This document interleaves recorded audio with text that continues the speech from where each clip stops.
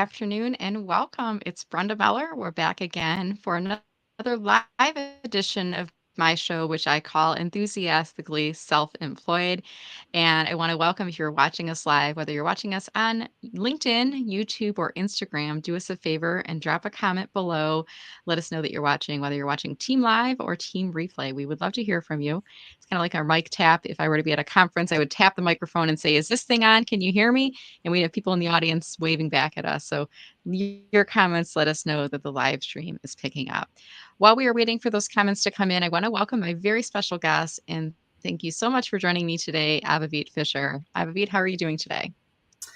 Hi, Brenda. I'm so happy to be here. It's been on my calendar for a few weeks, and I've been preparing for this conversation. So I'm so excited to finally talk um, on your show. Well, I am delighted for you to be here. And we actually met through a Facebook community through Amy Porterfield's program, which is called Digital Course Academy. And we're both alumni, and we're part of her alumni group, which is called Momentum. And there was one day where Avivit and another person were looking for people to join their accountability group. And I said, hey, the date and time might work out for me. So we did a couple calls together. And as a part of that, we got into some conversations, and I said, "Why don't you come on out on my show, and we'll talk a bit more." So today we're going to be talking about this very topic: how to build your reputation as a coach in a specific niche.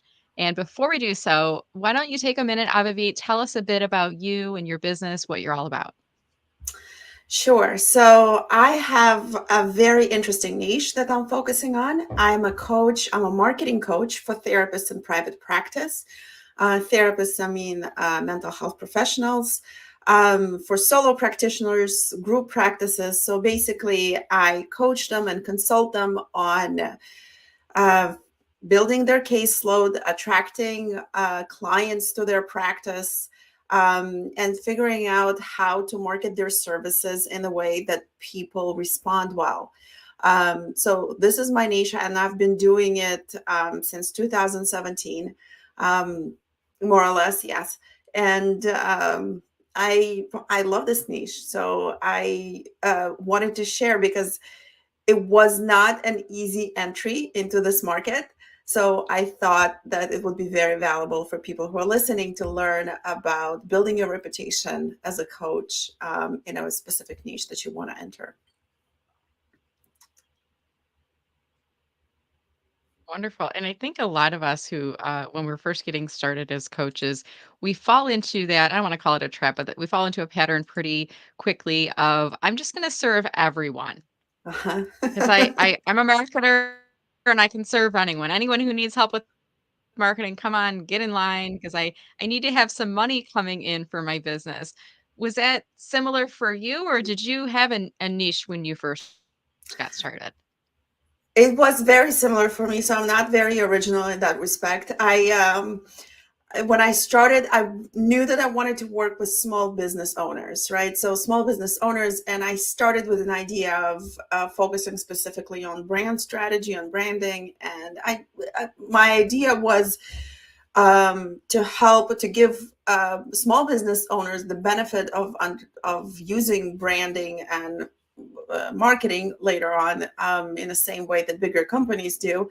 And I quickly realized that not all small businesses are created equal. And I understood that it would be easier for me if I was more specific. And when I was talking to people successful people who grew their businesses and so on, everybody told me focus on the vertical. You have to focus. And I kind of didn't know how to go about it. I was like, well, which one? I don't know. Like, how do you how do you decide? I can help everyone. So yes, the answer to your question is yes, definitely. I fell into the same trap.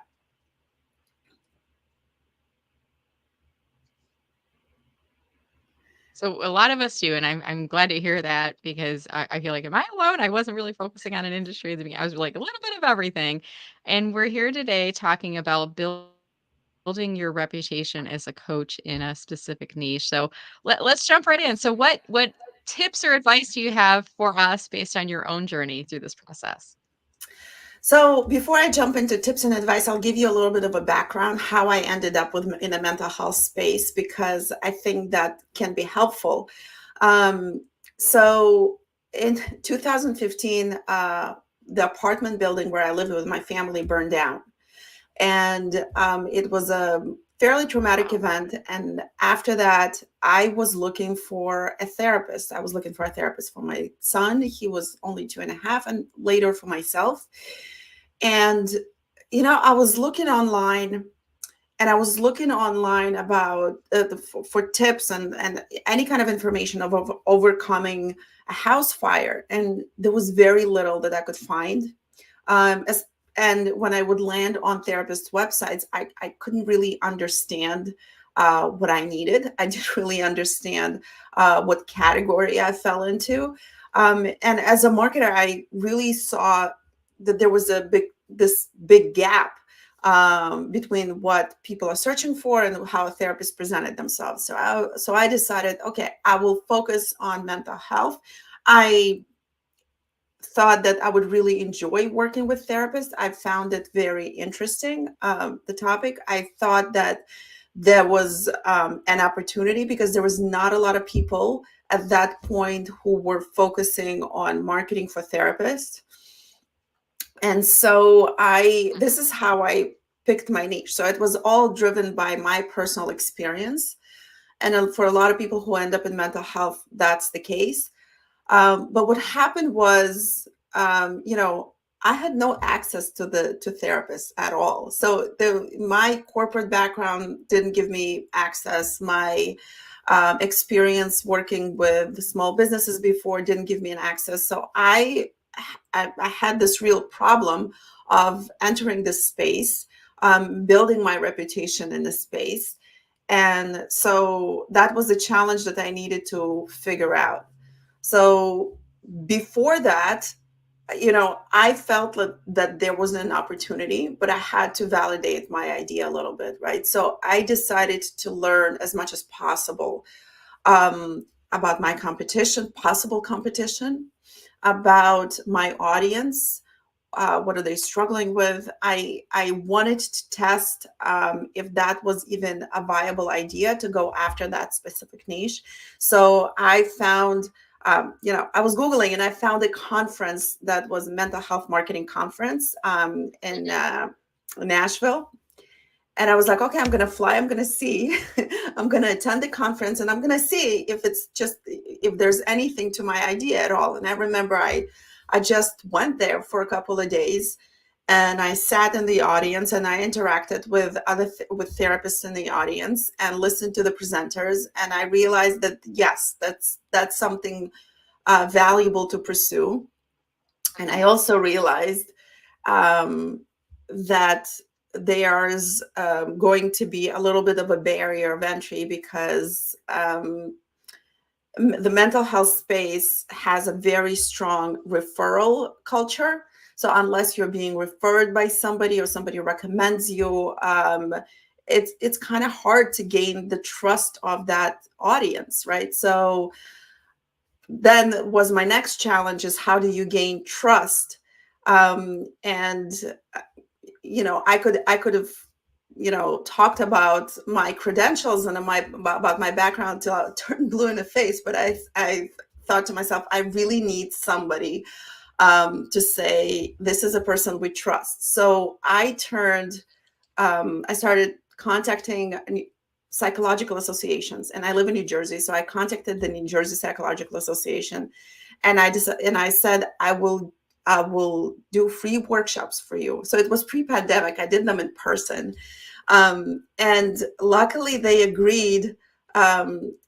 To I think there was a group of beginning career group in the association that they wanted Okay. to hear my workshop, and this is how it all started. And do you remember the name of that organization, the name of that marketing conference? The Mental Health Marketing Conference in Nashville. Okay. And the reason I ask is earlier today, someone from their company page on LinkedIn was so kind. They reposted that this event was happening in a few hours. They tagged you, they tagged me, and I thought that was so kind of them, and I'll give them a shout out in comments right now. So for those that haven't heard of it, do check out the Mental Health Marketing Conference page on LinkedIn, and they do have a conference that's coming up here soon. So thank you to the marketer there who's helping them out with that. We do really appreciate it. And I think like nowadays too, Avivit, there's been such an increase in mental health awareness and resource as the demand has increased. And I don't know if it's due to the pandemic and the amount of stress that's been caused, or that we've all, encountered as a result of it. But it definitely seems like it's a growing field. Would you agree with that?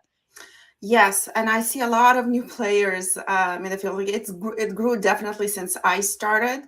The mental health marketing conference is wonderful. I actually spoke there twice, and so it's been instrumental in the way I built my reputation as well. So the organizers there, the director there are wonderful people, and yes, it's a field that's is being noticed, and I think that the pandemic definitely played a role in it. Yeah. So, it seems like, you picked a field that you had some knowledge about from a firsthand perspective, and I love how you said you were going out and looking for some mental health resources, and it wasn't clear to you. And this is what I love about, as marketer. I'm a marketer too, so I always love as marketers. We're like, oh, we see an immediate opportunity. It's not clear to me what these individuals are doing, and you've come through from the consumer perspective, so you can say, I know this as a marketer. You need to be clear on your message, and I know this as a consumer it's confusing. I don't know what you're doing.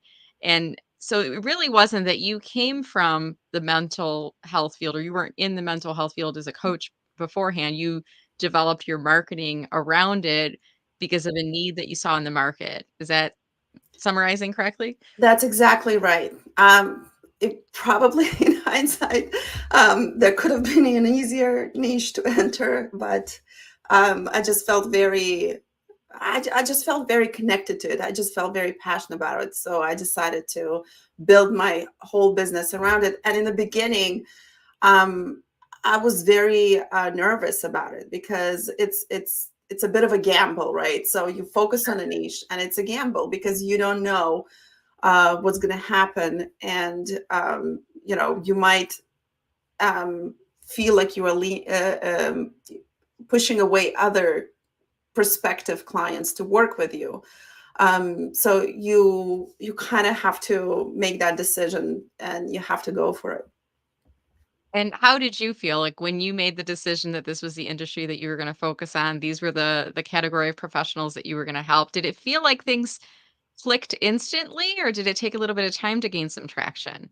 Oh What do my you have God, to it say? it took time. It took a lot of legwork. As I said, I had to figure out how to gain trust in that industry. Um, marketers are not do not always have the best reputation everywhere. So unfortunately for us, so I wanted to really create a reputation for myself as a credible source, as somebody who really deeply understands the niche, who really deeply understands the needs of my niche's clients. So it was kind of a more complex because I come from a client side. So I have this unique perspective of what a client of a therapist might be looking for. So there's an education curve, but there's also a curve of earning trust, because my main competition were other therapists who have built successful practices, and now they were teaching others how to build a private practice. I am not a therapist, so it was a little bit it was a little bit complicated. So it took me some time to do that. Yeah, it does take some time. And any advice for people on techniques that you use to help to build those relationships or to start to build the trust? What would you say? I would say well, first you have to really understand your ideal client. And I think that all the marketers that we've heard about the ideal client for like ad nauseum at this point, right? But it's really important because you really need to understand what they're struggling with, what their pain points are, because at the end of the day, the way you gain trust is by showing um, showing the people who you're trying to target that you see them, that you hear them, that you understand what they're going through, um, and only then you can present a solution. um, from a practical perspective, I would go, I would try to get into a place where I had the most exposure to this particular audience. So for me, I started locally with New Jersey Psychological Association. I remember my first workshop there. I was very nervous. It was in person. I think about less than 20 people attended, but in person it was still a big deal, and I think that three of them became my clients after. So Wow. yeah, it was a good push because I gave it I gave it my all. So Yeah. um and I also asked people for feedback after. Like I really wanted to understand maybe there was something that I missed or I didn't deliver the way I wanted to deliver. And some of the feedback felt, it stung a little bit. It was humbling, but I accepted it and I tried again next time to do better. Yeah, I like that. And when you were saying earlier, about you were attending an event, there's only 20 people there, and only 20 people might not seem like a lot, but think about if it was in your house and that was in your living room. 20 people would be a lot of people in your living room. And you said, as a result of that, you were able to obtain 3 clients. Now, was this an event that you were speaking at with 20 people in the room, or is this something you just were attending? I spoke there. I presented there. It was Mhm. a 90-minute workshop that I Yeah. gave. And the benefit, I didn't make a lot of money with the clients that I had, but I didn't care about that.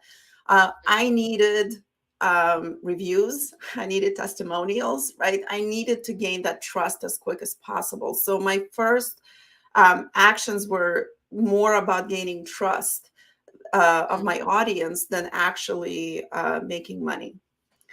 So would you say that, gaining trust, I mean, part of it is like being in the room with the people and making your name familiar, but heard you say the other part was like asking for testimonials.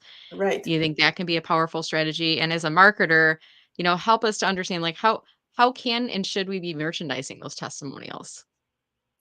Well, I wanted to collect the testimonials, and I very quickly realized that I should collect them in one place. Mhm. And that place was Google Business Profile because I figured that this is going to be the most visible. I could copy and paste them later into my website, into my sales pages or whatnot. Mhm. But this is where they live for the most part. And, when people find me, especially, um, you know, as a marketer, you have, different strategies. Like you work on your SEO, you work, maybe you do ads, whatever. And when people find you online and they see those testimonials, Mhm. it's just gonna bring them to your website. It's just gonna, again, it's all about trust and credibility. Um, that was how I leveraged them. Yeah. Um, Any tips for asking people for testimonials? Because I hear from a lot of people, like, it feels awkward for me to say, Avivit, could you give me a review? Could you give me a testimony? Like, it feels awkward. It feels like we're asking for something. And, I don't know if it's that we don't want them to say, no, I don't want to do that, or, it just feels awkward. But any advice for people, if they're looking to obtain more testimonials? It is very humbling to ask people for testimonials. I'll agree to that. Um, but you know what? As you are working with them, um, I got into a habit of asking people if what I'm doing with them in the moment, if it feels helpful. So when people respond positively, and for the most part, I they do. But when they respond positively, and that always happens at the end of our session together. I ask them, would you mind giving me a testimonial? So I try to do that in person, even though it feels uncomfortable. But when you do it in person, the response rate is higher, I Mhm. found. But then I also incorporated into my follow up emails. So Mhm. I have automated emails that follow up the session, and I have sort of in person emails. And I'll tell you, the automated emails do not have a very good response rate. People basically ignore them. But when I email directly, and Uh, it happens after a positive exchange. You cannot ask for a testimonial when right. you don't feel that the exchange was positive, or when the experience was positive. In that way, you kind of setting yourself up for a negative testimonial. So um, Right. Yeah, and yeah, I think knowing who to ask is really important, and asking the people that are. I feel like sometimes your biggest cheerleaders are that are like at the end of your call, they go, "Wow, this was amazing." Or the end of your project working together, at the end of your speaking engagement, "Wow, this is amazing. You taught me so much, things that I didn't know." I always tell people like strike while the iron is hot, right. that's the time. It's almost like a bell should go off in your head that says, "You should ask them for a testimonial." And I think for a lot of things, it probably gets easier with practice. Would you agree with that? The more that you ask, the easier it is to ask? Yeah, because in the beginning you take it really personally when they don't leave you a testimonial. And the thing is, sometimes people just don't know what to say. Sometimes people are just busy. I would follow up if you feel like it's a person that you can follow up with.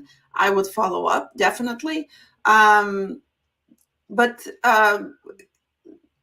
even if people don't want to leave a testimonial, that's okay. Yeah, it's not a big deal. Not everybody is willing to leave a testimonial, because not everybody wants to be exposed in that way, right? I actually like the way you asked for a testimonial, because we work together. Um, uh, I hired you as a LinkedIn coach, which I'm very happy about. But you sent a follow up email and asked for a testimonial, and I really liked it because I right away gave a testimonial, because it wasn't the same email that you provided the playback and sort of the summary of our session. So it was all there.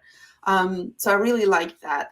Um, so yeah, you're right. Strike when the iron is hot. Yeah, absolutely. We had a great conversation. And to that point, when I do coaching, I do a power hour coaching, which is what you would purchase for me at the end. I will send my clients the playback, the resources. Sometimes there's additional blogs or videos that they need. And at the bottom, if I feel like it was a great session, I'll include the PS in there. Sometimes I feel like I'm not sure if they're going to give me one or not. So I might omit it. And it's not because I don't feel like the value that I delivered to them was there. I sometimes since they're not going to take action on it right away. So they're not going to take action on the LinkedIn advice. They're probably not going to do the testimonial either. But in your case, I could tell you were taking notes down. You were very excited about the advice. So at the end, I do a PS. If you found the session helpful, could you help spread the word about my business by leaving comments publicly? And here's three ways. And I use Trustpilot, which is an automated process. And then I have here's Google My Business, and I give you the link to the page to make it super easy for you. And the third is go to my LinkedIn profile and click on recommend since we're already connected. And I say, even, to make it even easier, copy and paste and put it in all three places if you're feeling extra generous. And rarely do people do all three. They usually do like one, and it's usually the Google My Business and sometimes the Trustpilot. But to your point earlier of, when people Google your business, having the Google reviews, I think is gold on there, Yeah. that people can look you up and say, these are what other people said about you. And especially if all the reviews are positive, it's that, what do they call it? Social proof, right? Mm-hmm. Like other people. And in your case, we're talking today about building your reputation as a coach in a specific niche. And if it's something that you're an outsider, you're an outside marketing person coming in to coach people in the mental health industry, it's really important that we see other mental health professionals, practice owners, etc., to leave those comments. So, really great advice here. What I'd like to do, Avivit, is we're going to shift gears a bit and we're going to bring our audience into the conversation now. And I have a ticker running on screen right now that invites you, if you'd like to join the conversation, to go ahead and drop us a comment right now. And we'll pull a couple of the comments on screen that have already happened. Linda, thank you so much, Linda, for joining us today. Linda says mental health and being able to talk about these issues openly is such an important area. Thanks for helping mental health professionals get the message out to those you need it. So, Abhijit, by choosing an industry such as mental health, and you're kind of niching down for yourself as a marketer, I think Linda raises a really good point. You're helping those professionals to be more effective at reaching their audience, which is in turn supporting mental health. So, thank you for that. And did you want to add anything onto that?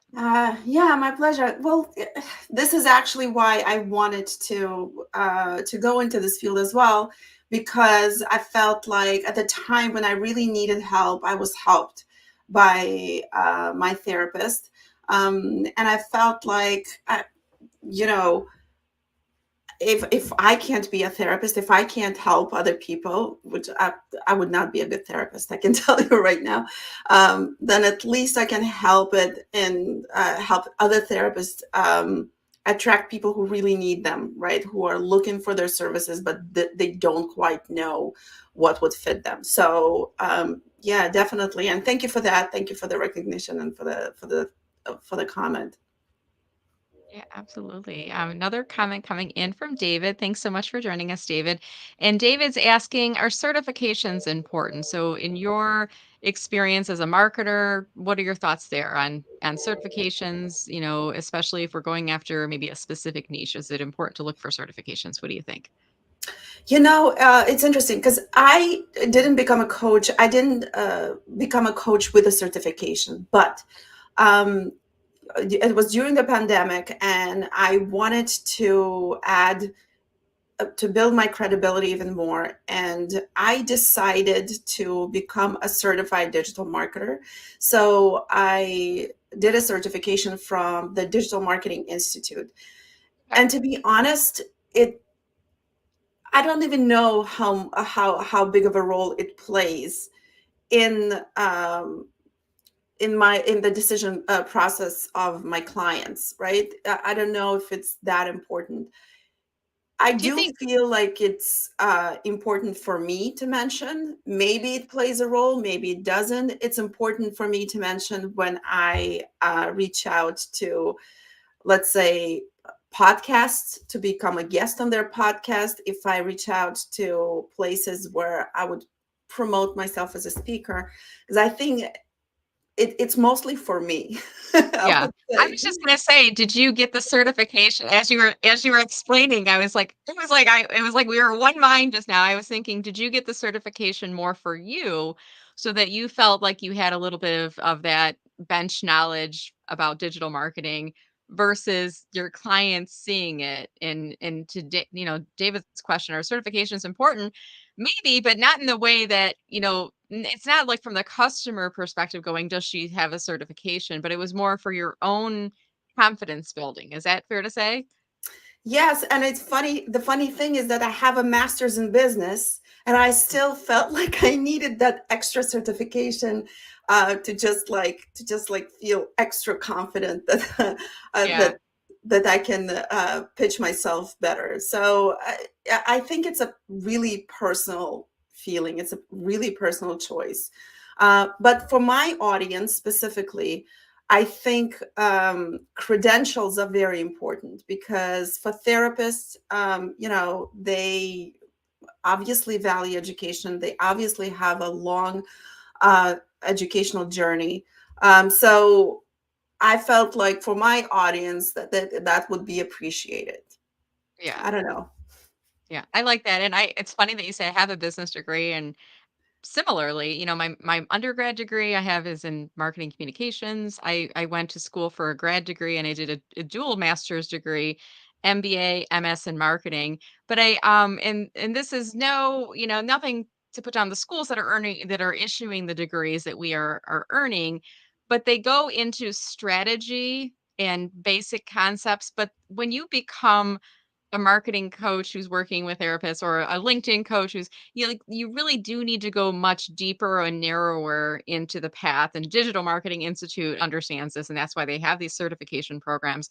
Whereas at colleges and universities, I don't feel like they get into the depth of knowledge that you may need. Is that fair to say? And you were able to obtain that through the Digital Marketing Institute. Yes, it's absolutely fair to say. And, you know, because when you're getting your master's or your bachelor's in business, it's mostly about, I don't know, it's a lot of theory, right? It's a lot of it's not the most practical thing. Like you gain Yeah, knowledge, but with a certification like that, definitely you get hands-on experience because you test as you go. You're testing constantly. So I feel like yeah. in that respect it's very valuable. But in terms of coaching certifications, I was thinking about it, but I don't think it's necessary. It's not a regulated field, so I don't see the need to getting a coaching certification. That's my Yeah, opinion. and for those that are watching, if you have, other viewpoints on this too, I know there's ICF, International Coaching Federation. I have some friends who've gone through the program and they speak very highly of it, and I have many friends who are non-certified by ICF or any other organizations, and they are phenomenal coaches as well. So I think there's definitely options out there, and I think you've got to pick, what works best for you. I want to pull a next comment up on screen by Michelle B. Griffin. Thanks so much for watching us today, Michelle. Appreciate your support. And she said that's a beautiful why for therapist marking, Avivit. And Thank you. talk to our audience right now. We're here today talking about building your reputation as a coach in a specific niche. But how important do you think it is to pick a niche that aligns with your why? What do you think?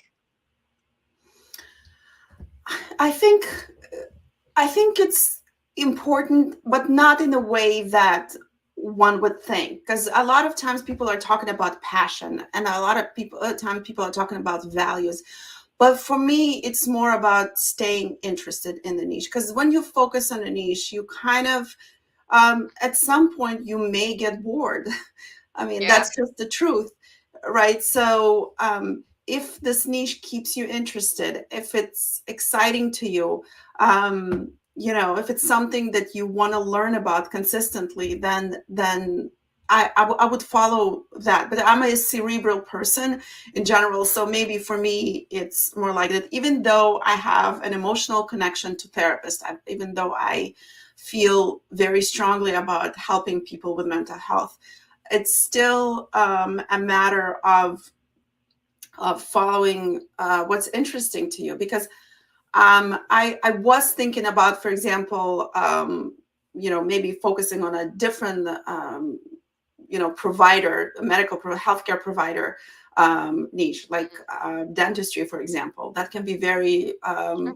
interesting niche too. But I just no offense to dentists, I just don't feel as interested in that. Yeah. So um, that would be why it's important to focus on it.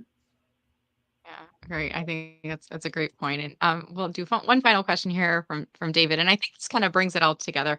And we're here today talking about building your reputation as a coach in a specific niche. So, he's talking about areas of specialties as a coach, like how do you target the area? I think this is what he's saying. How do you target, life, health, business, or general? And I think he's referring to what type of coaching. Are you a life coach? Are you a health coach? Are you a business coach? So for you, I mean, I think you come from a marketing background, so this might be a hard question to answer. Um, is it really like pulling upon the experience that you have, and then you're pairing that with the niche? In your case, you're a marketing expert supporting mental health. I think that's what we're getting at with this. Do you have any thoughts on that, though? Yeah, you know, I think you have to go with your skills. I mean, because it's hard enough to target a niche, but targeting a niche and learning a skills in the process, I think it's very hard.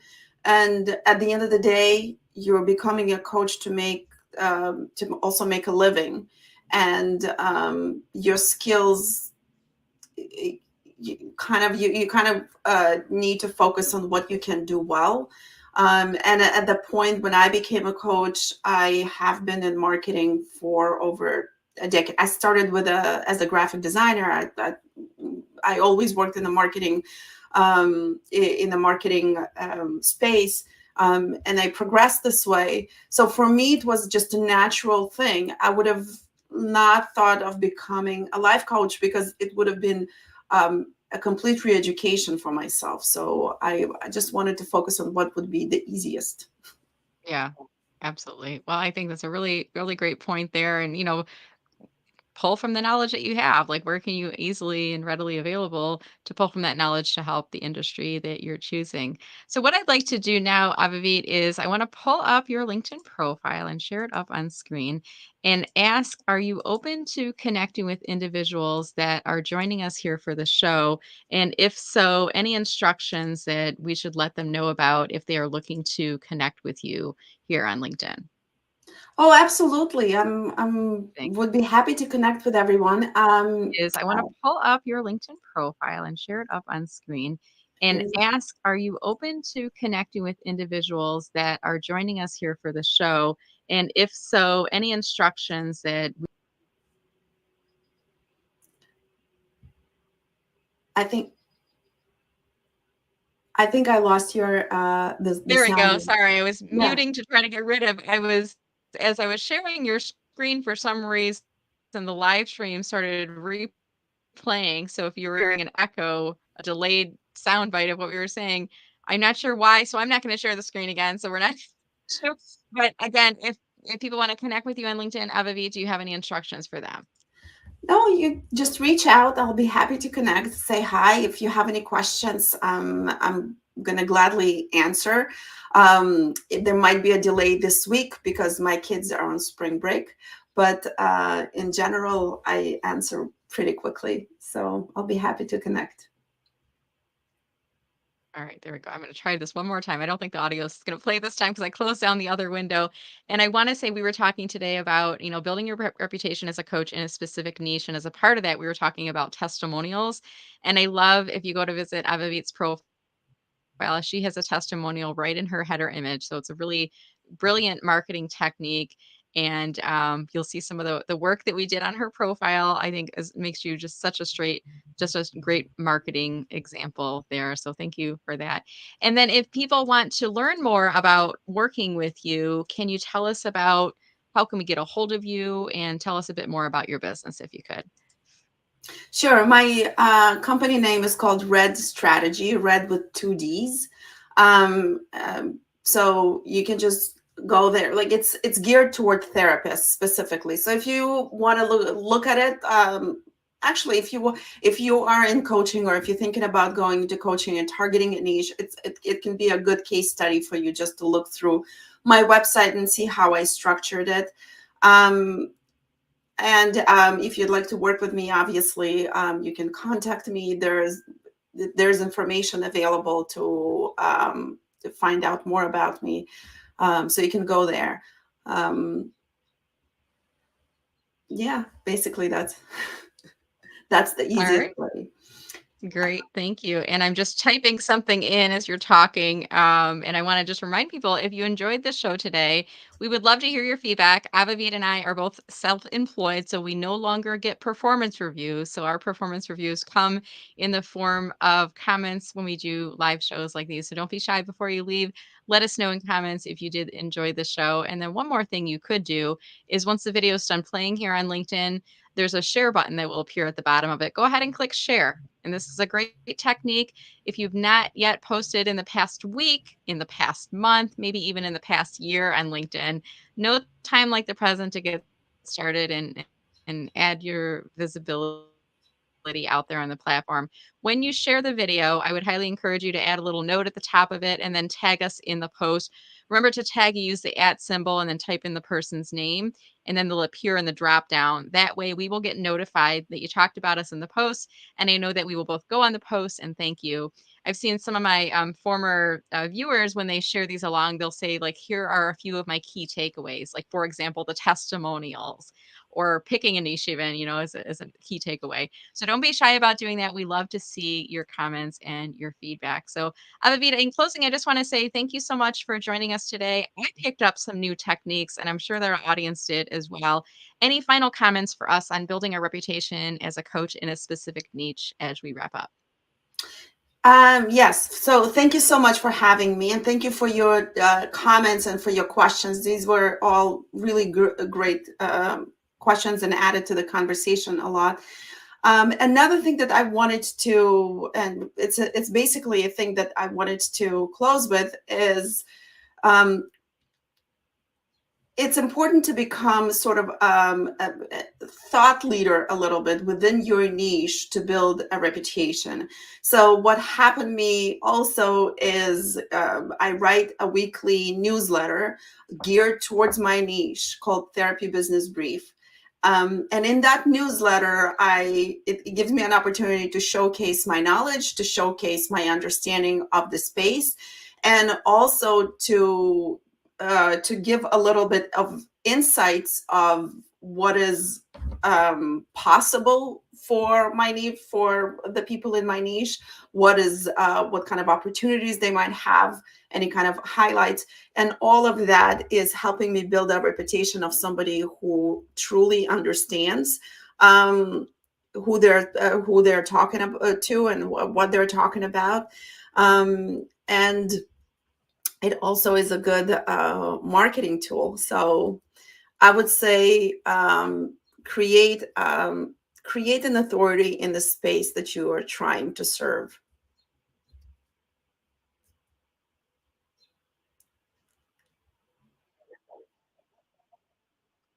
Wonderful. I'm getting a little bit of an audio delay again. I apologize, but we'll try to wrap this up. So, Avivit, thank you so much for joining us here today. And I want to thank our audience for joining us as well.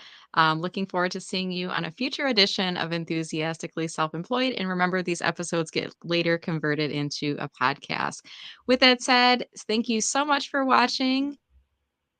And remember, focus on your mental health, very an important thing, and hopefully you'll definable because of the work that Avivit is doing with the mental health community. Have a wonderful afternoon, and we will see you all on LinkedIn. Take care.